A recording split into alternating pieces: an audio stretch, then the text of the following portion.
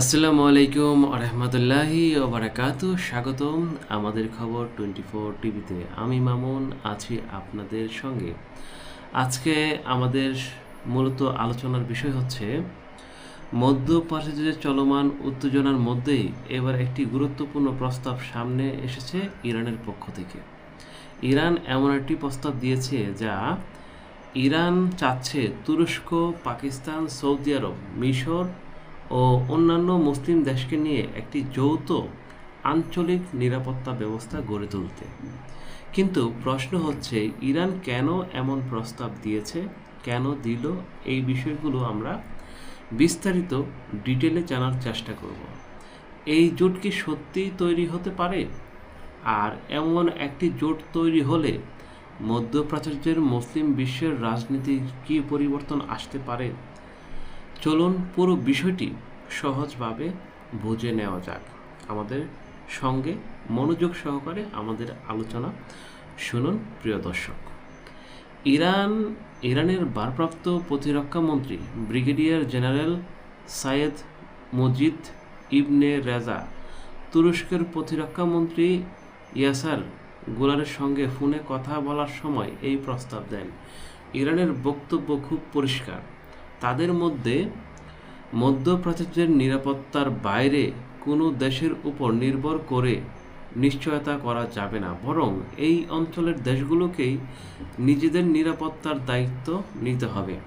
Iran কৌশলে আঞ্চলিক পরাশক্তির নেতৃত্ব দেওয়ার চেষ্টা করছে, কারণ যেহেতু আমেরিকা এবং ইসরায়েল মিলে ইরানকে পরাজিত করতে পারেনি, তাই এখন ইরান চাচ্ছে আরব বিশ্বের যে শক্তিশালী দেশগুলো আছে তাদেরকে নিয়ে আঞ্চলিক নিরাপত্তা ব্যবস্থা গড়ে তুলতে।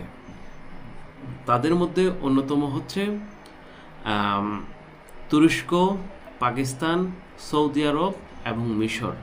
মুসলিম দেশগুলোর মধ্যে ইরান সহ এই 4 থেকে 5টি দেশ তাদের শক্তি, সক্ষমতা এবং সামরিক কৌশল অন্যান্য মুসলিম দেশ থেকে অনেক বেশি এবং তাদের অর্থনৈতিক শক্তিও অনেক বেশি, যার জন্য ইরান কৌশলে একটি প্রস্তাব দিয়েছে যেন তোমরা আমাদের সঙ্গে বা আমাদেরকে নিয়ে একটি আঞ্চলিক নিরাপত্তা ব্যবস্থা গড়ে তোলো, কারণ তোমাদেরকে মার্কিন যুক্তরাষ্ট্র কিন্তু তোমাদেরকে নিরাপত্তা দিতে পারেনি।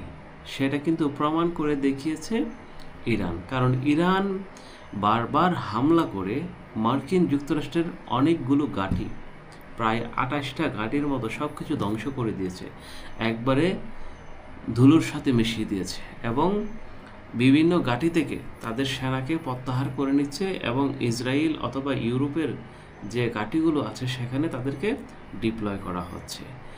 ইরান মনে করে আঞ্চলিক শক্তির নিরাপত্তা, মানে যারা এই এলাকায় আছে, মানে এই অঞ্চলে যারা বসবাস করে, যাদের দেশ আছে, তাদের নিরাপত্তা তাদেরকে নিশ্চিত করতে হবে। বাহির থেকে কেউ এসে এখানে নিরাপত্তা নিশ্চিত করতে পারবে না। বিশেষ করে ইরান ও ইসরায়েলের উত্তেজনা, গাজা পরিস্থিতি, লেবানন ও সিরিয়ার সংঘাত এবং মধ্যপ্রাচ্যের বিভিন্ন সামরিক উত্তেজনার কারণে আঞ্চলিক নিরাপত্তার এখন বড় প্রশ্ন হয়ে দাঁড়িয়েছে। আপনারা সবাই জানেন, কারণ আরব দেশগুলো তাদের খনিজ সম্পদ আল্লাহ এমন পরিমাণ দিয়েছে যা পুরো পৃথিবীর জ্বালানি শক্তি বা গাড়ি, ট্রেন, বিদ্যুৎ, এভরিথিং, সকল জ্বালানি তাদের এখান থেকে নিতে হয়। এটা হচ্ছে আল্লাহ তাআলার রহমত, আর সেই রহমতকে নিয়েই সবাই যুদ্ধে জড়িয়ে পড়ছে। সবাই সবার স্বার্থ নিয়ে ব্যস্ত, কে কাকে মারবে, কে কাকে পিটবে, এইগুলো নিয়ে সবসময় ব্যস্ত থাকে। ইরানের দৃষ্টিতে এই পরিস্থিতির মোকাবেলায় মধ্যপ্রাচ্যের দেশগুলো নিজেদের মধ্যে সমন্বয় বাড়ানো প্রয়োজন এবং নিজেদের মধ্যে যদি সঠিক একটি নিরাপত্তা ব্যবস্থা গড়ে তোলা যায়, তাহলে হয়তো ইরান এবং আরব দেশগুলোর সকল দেশের নিরাপত্তা নিশ্চিত করা যাবে। ইরানের এই রকম ধরনের মন্তব্য করেছেন। এখন আসি সৌদি আরব প্রসঙ্গে, কারণ ইরান এই প্রস্তাবের সবচেয়ে গুরুত্বপূর্ণ দিক হচ্ছে সৌদি আরবকে এই কাঠামোর মধ্যে রাখে কথা বলা। মানে সৌদি আরবকে যদি তারা এই সিস্টেমের ভিতরে আনতে পারে তাহলে ইরানের জন্য প্লাস পয়েন্ট। কিন্তু পরবর্তী দুই দেশের মধ্যে কূটনৈতিক সম্পর্ক স্থাপিত হয়েছে। তাই ইরান যদি সৌদি আরবকে নিয়ে একটি যৌথ নিরাপত্তা কাঠামো কথা বলে তাহলে এটিকে একটি গুরুত্বপূর্ণ কূটনৈতিক বার্তা হিসেবে দেখা যায়। তবে এর অর্থ এই নয় যে ইরান ও সৌদি আরব এখন সব বিষয়ে একমত হয়ে গেছে। দুই দেশের মধ্যে এখনও অনেক রাজনৈতিক কৌশলগত পার্থক্য রয়েছে। তাই সৌদি আরব এই প্রস্তাবকে কতটা গুরুত্ব দেয় সেটি এখন দেখার বিষয়। এরপর রয়েছে তুরস্ক। তুরস্ক এই অঞ্চলের অন্যতম গুরুত্বপূর্ণ সামরিক ও রাজনৈতিক শক্তি। ইরানের সঙ্গে তুরস্কের সম্পর্ক রয়েছে, আবার পশ্চিমা বিশ্বের সঙ্গেও তুরস্কের গুরুত্বপূর্ণ সম্পর্ক রয়েছে, কারণ তুরস্ক হচ্ছে ইউরোপীয় ইউনিয়নের সদস্য, যার জন্য এখানে ইরান যে পলিসি করতে যাচ্ছে সেটা কতটা বাস্তবায়ন হবে সেটা হচ্ছে আমাদেরকে অপেক্ষা করতে হবে আসলে এই জোট সামনে অগ্রগতি হয় কিনা। অন্যদিকে পাকিস্তান এই প্রস্তাবে গুরুত্বপূর্ণ ভূমিকা রাখতে পারে, কারণ পাকিস্তানের সঙ্গে ইরানের সীমান্ত রয়েছে এবং সৌদি আরবের সঙ্গে পাকিস্তানের দীর্ঘদিনের ঘনিষ্ঠ সম্পর্ক রয়েছে। কারণ আপনারা সবাই জানেন একমাত্র মুসলিম দেশের মধ্যে পাকিস্তানই পারমাণবিক শক্তিধর রাষ্ট্র, যার জন্য পাকিস্তানকে সবাই হাতে রাখতে চায়। ফলে পাকিস্তান চাইলে ইরান উপসাগরীয় দেশগুলোর মধ্যে একটি ভারসাম্যপূর্ণ ভূমিকা পালন করতে পারে।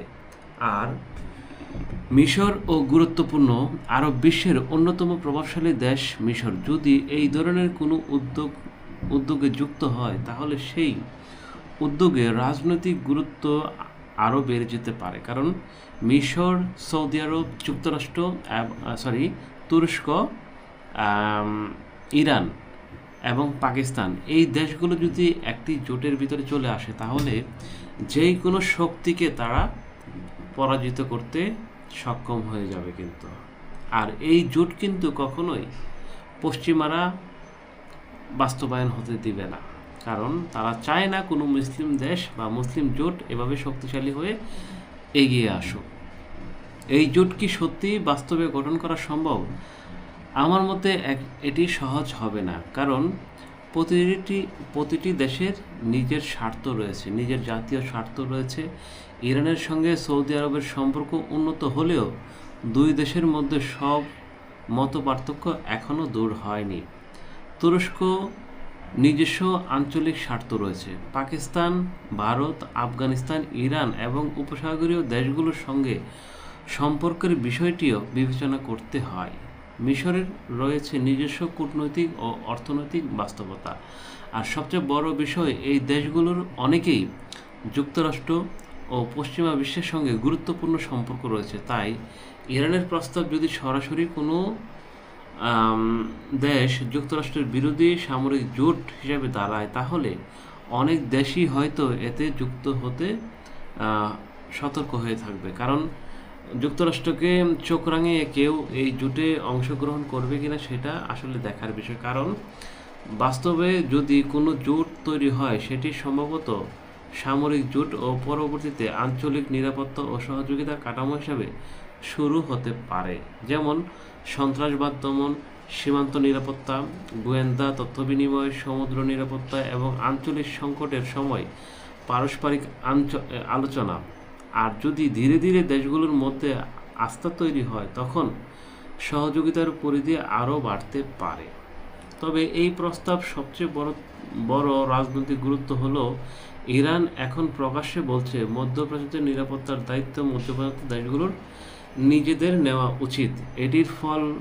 এটি সফল হলে মধ্যপ্রাচ্যের শক্তির ভারসাম্য বড় পরিবর্তন আসতে পারে। কারণ ইরান, তুরস্ক, পাকিস্তান, সৌদি আরব, মিশরের মতো দেশ যদি কোনো একটি নিরাপত্তা কাঠামোর মধ্যে সমন্বিতভাবে কাজ করে তাহলে সেটি রাজনৈতিক, অর্থনৈতিক ও কৌশলগত প্রভাব অনেক বড় আকার ধারণ করবে। কারণ যে কোনো শক্তি এই শক্তিগুলোর সামনে দাঁড়াতে অনেক ভয় পাবে, কারণ প্রত্যেকটি মুসলিম দেশই কিন্তু প্রচুর শক্তিশালী।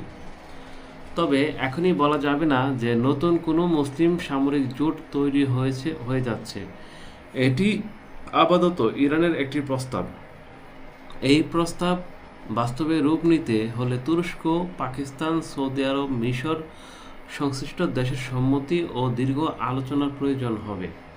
তাই এখন সবচেয়ে গুরুত্বপূর্ণ প্রশ্ন হলো সৌদি আরব কী বলবে, তুরস্ক কতটা এগিয়ে আসবে, পাকিস্তানের কী ভূমিকা নেওয়া হবে এবং মিশর এই প্রস্তাবকে কিভাবে দেখবে। এই দেশগুলোর অবস্থানই ভবিষ্যৎ বলে দেবে ইরানের এই প্রস্তাব কেবল একটি কূটনৈতিক বক্তব্য হয়ে থাকবে নাকি সত্যি নতুন কোনো আঞ্চলিক নিরাপত্তার কাঠামো সূচনা হবে।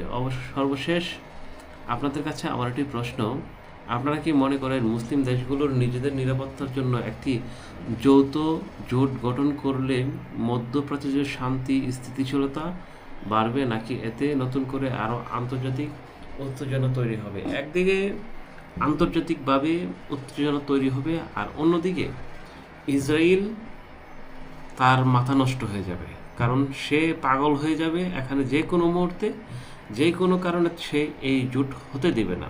সেটা তার একমাত্র লক্ষ্য। সে চায় না কোনো মুসলিম দেশ বা মুসলিম জোট শক্তিশালী হোক বা শক্তিশালী অবস্থানে থাকুক, কারণ ইরানে একমাত্র হামলার কারণ হচ্ছে যে ইরান যেন পারমাণবিক অস্ত্র তৈরি না করতে পারে, কিন্তু যার জন্য ইসরায়েল এবং আমেরিকা মিলে ইরানের অনেক অবকাঠামো ধ্বংস করে দিয়েছে, বড় বড় বোমা ফেলে সেগুলো মাটির সঙ্গে মিশিয়ে দিয়েছে, কিন্তু তারপরও ইরানের সামরিক বাহিনীর সক্ষমতা তারা ভাঙতে পারেনি।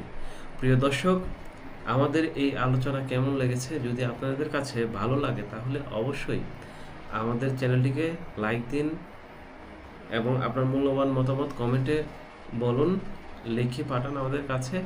যদি আমাদের ভিডিও ভালো লাগে তাহলে আপনার বন্ধুর কাছে শেয়ার করুন, চ্যানেলটিকে এখনই সাবস্ক্রাইব করুন। আল্লাহ হাফেজ, দেখা হবে নতুন একটি ভিডিও নিয়ে।